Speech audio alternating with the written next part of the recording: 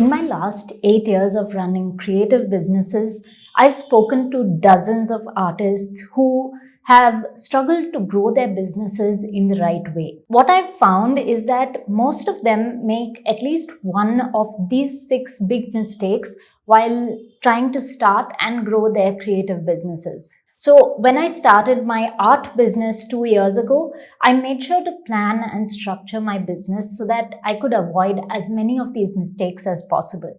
And today I want to share them with you so that you can avoid them on your journey as well.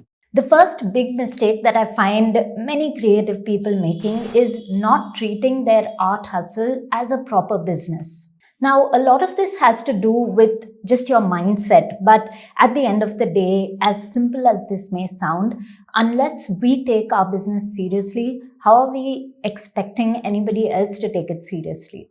You could be just working as a freelancer, you could be doing this as a side hustle. Whatever your situation is, that doesn't matter.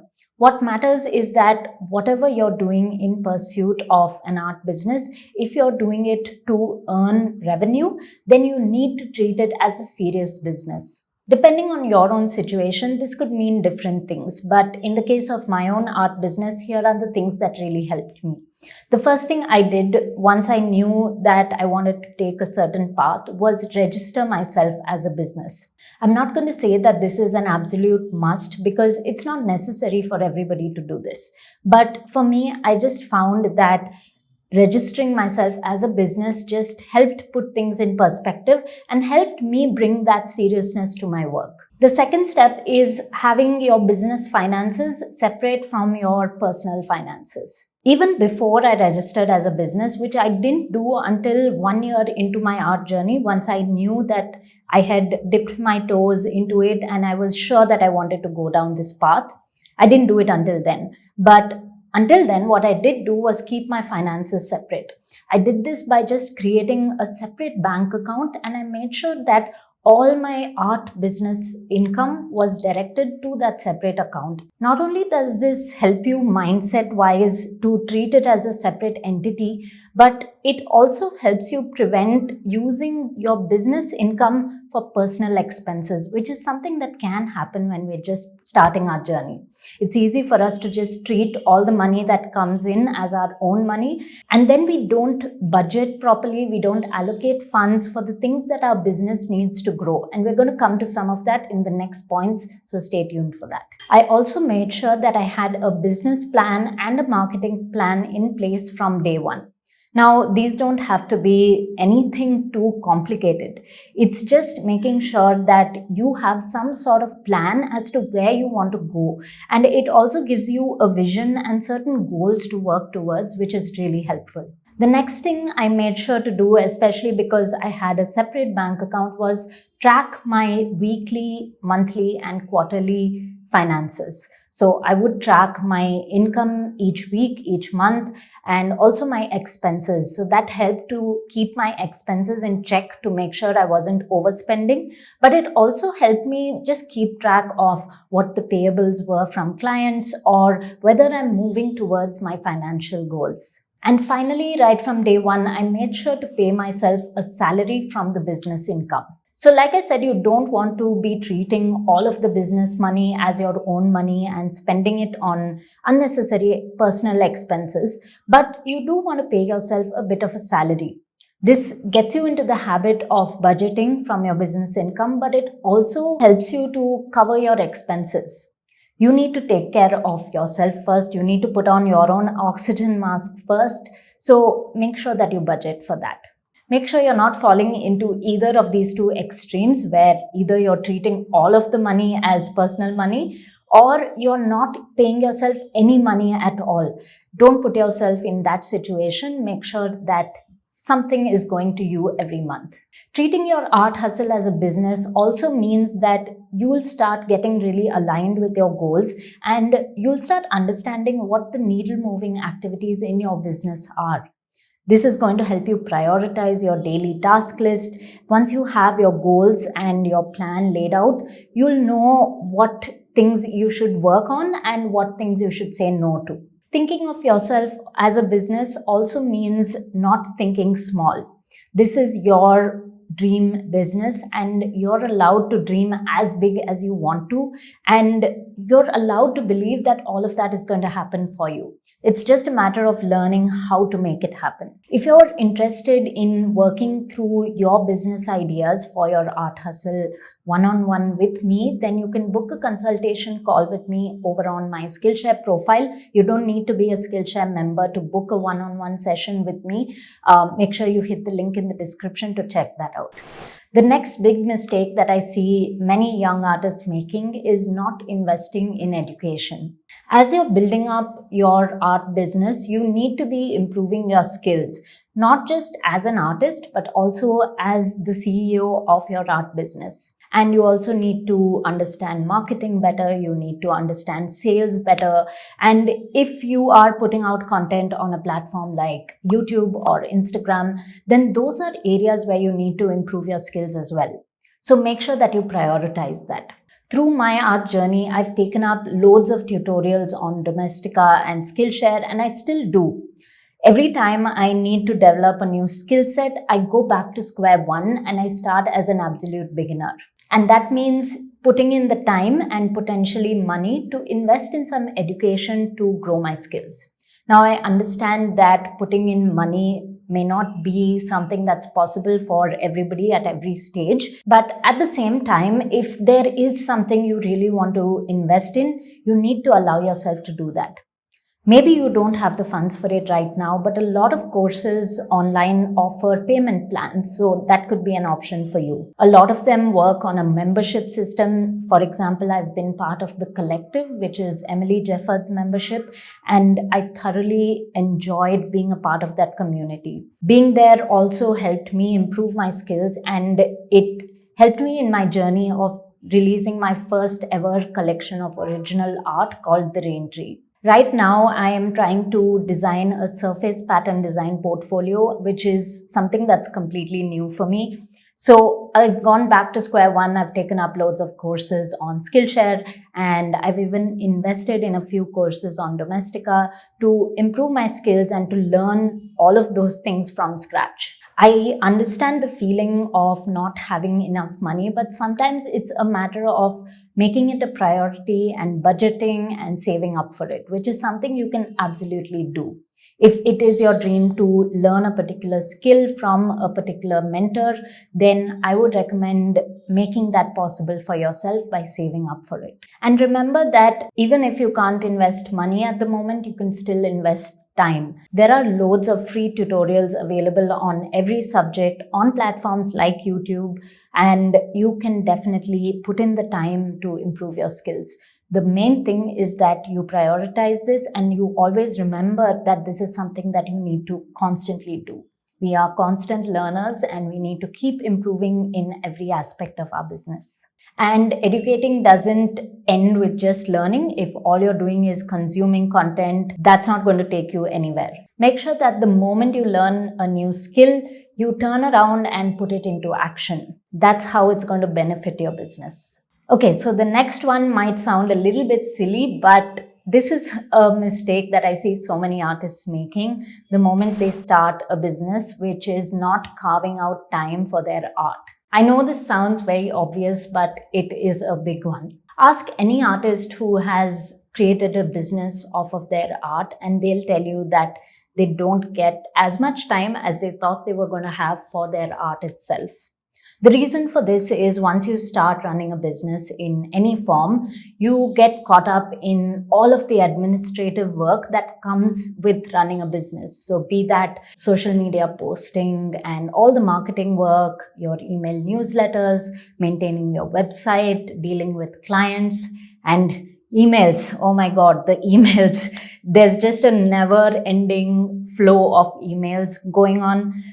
So between all of that, sometimes it can be difficult to make time for your art itself. But the biggest tip that I can give you here is to put it on your calendar and make it happen.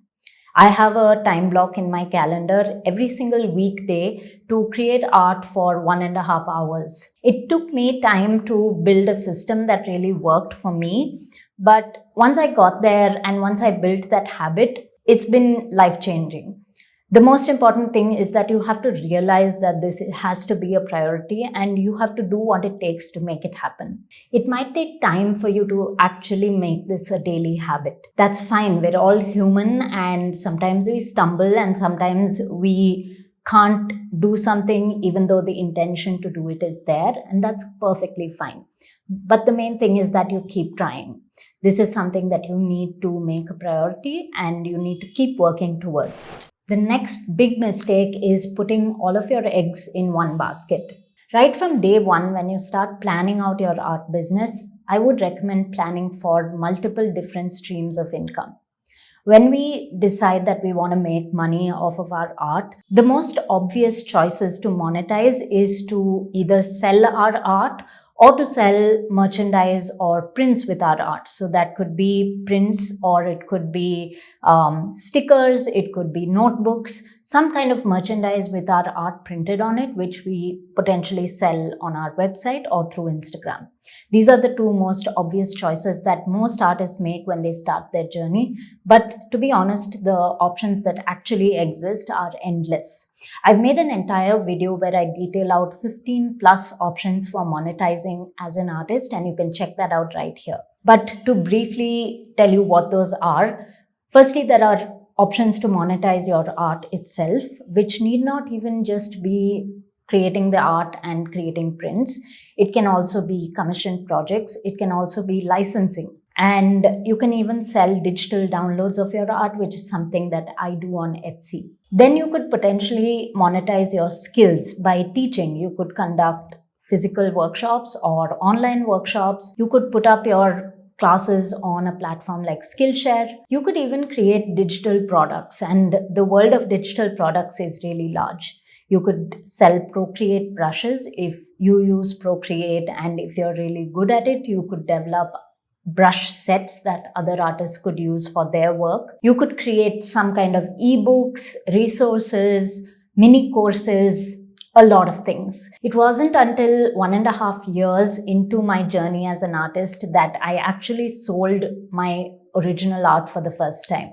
Until then, I was creating classes for Skillshare, which is monetized, and I was doing some freelance work with clients. So I was creating art based on their briefs, and I was selling printable art on Etsy. So explore what options would work best for you and create a suite of offerings which is not completely reliant on just one stream of income. The next mistake that you could potentially be making is not prioritizing growing a team. This point builds up on our previous point about treating yourself as a proper business and also being able to budget and allocate funds to things that are going to help your business grow. Building your team is one of those things.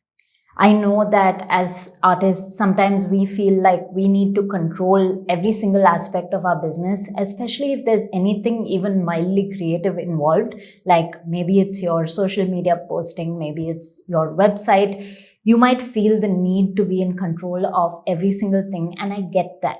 But at a certain point, you're going to find that unless you're delegating, you just don't have enough hours in the day to make things happen. There is a way to delegate and make sure that you're still maintaining the quality that you want to be putting out in the world. The main thing is that delegating frees up your time to focus on the things that really matter for your business. So that's going to be your art itself, which of course you have to do. That's not something you can delegate. So you need the time for that. If all your time is going into management and administrative work, then you're not going to have time for your art, as we previously discussed. So maybe it's your art, maybe it's your content. There are going to be certain aspects to your business which you are really good at and you feel really drawn to it and you want to be in control of it. That's fine. So you can decide what that is for you. I know a lot of artists who have YouTube channels a lot bigger than mine, and they still edit the videos themselves because for them, editing the video is a part of their creative expression. They enjoy the process of filmmaking. For me personally, that was not a priority. For me, I really enjoy coming up with my content ideas, but I don't really enjoy the editing aspect as much. And not just that, I was also having health issues, which I've spoken about before in this video up here. And because of some chronic pains that I was feeling in my body, I realized that sitting and hunching over and editing my videos wasn't something I wanted to be doing anymore. So I took a decision to outsource the editing of my videos. So in your business, your decisions on what you want to outsource and what you want to do yourself is completely up to you. But just make sure that over time you are budgeting and putting aside the money that you might need to start growing your team. The first team member that I hired for was a virtual assistant, and my virtual assistants work on freelance and they just do a certain number of hours per week. So it's not really expensive. We stop ourselves thinking that it's going to be too expensive and we're not going to be able to handle that cost that comes onto the business. But the truth is that the moment we delegate, we are able to do more. And when we're able to do more for the business and when we're able to do more needle moving activities for the business, the revenue also grows. So that's the way that you really need to think about it. And the final mistake that we make, which kind of layers upon everything that we've already spoken about, is overthinking every single thing. As creative people, I know that some of us are perfectionists. I know we have those tendencies. I'm like that too. I'm a bit of a control freak. But sometimes you need to learn to just let go of that, and you need to learn to start taking action. It's very easy for us to get caught up in this web of overthinking every single aspect right from the start of the business. When you're starting to build your plan, you're going to get tripped up by all the different income options that exist for you. You're going to possibly run into a situation where you're finding it impossible to decide which are the ones you should pursue. And I get that. I've been there. I know what that feels like. In fact, even as you grow, that's something that you're going to keep running into. Some days you'll just come up with an idea that just feels so brilliant at the time, and then you want to chase after it, but you realize that you don't have enough time, or you have to sacrifice something else to make time for this new idea that you have. And that's another moment when you have to take a decision. So these decisions keep coming up. But we need to stay focused on our goal and we need to keep moving forward. In such a situation where you're faced with multiple options and you're not able to take a decision, more than taking the right decision, it's important to take a decision. It's important to make a choice and then start moving forward. It's so easy to also get caught up with just learning and trying to prepare ourselves to start something new. I faced that too when, like I said, I've been learning to do surface pattern design, which is completely new for me. There were days when I felt like I was just constantly consuming content, and because of that, I wasn't really moving forward. So I had to take a decision that I have learned enough for me to at least start taking action. Once you start actually doing the thing, you're going to run into your own roadblocks or your own obstacles, and those are unique for every person. Nobody else's roadmap is going to be exactly like yours, and nobody can prepare you completely for the obstacles that you're going to face. Once you start doing the thing, you'll face an obstacle and then you'll learn to overcome that obstacle. But only if you move forward are you going to face it, and then are you going to overcome it. So your job is to just trust that everything is going to fall into place in the way that it's meant to. Everyone's path is completely different, so you need to just trust that your path is going to reveal itself as you go. Your job is just to keep putting one foot in front of the other and keep creating your work and keep creating magic, and everything else will fall into place. So if you'd like to work through any of this, if there are certain obstacles that you're facing with your business, or if you're just developing a plan for your business and you're not sure how to get started, then those are all things that I'll be able to help you out with. Be sure to check out my one-on-one consultation sessions, the link of which is in the description. Thank you so much for watching, and I'll see you next time. Bye.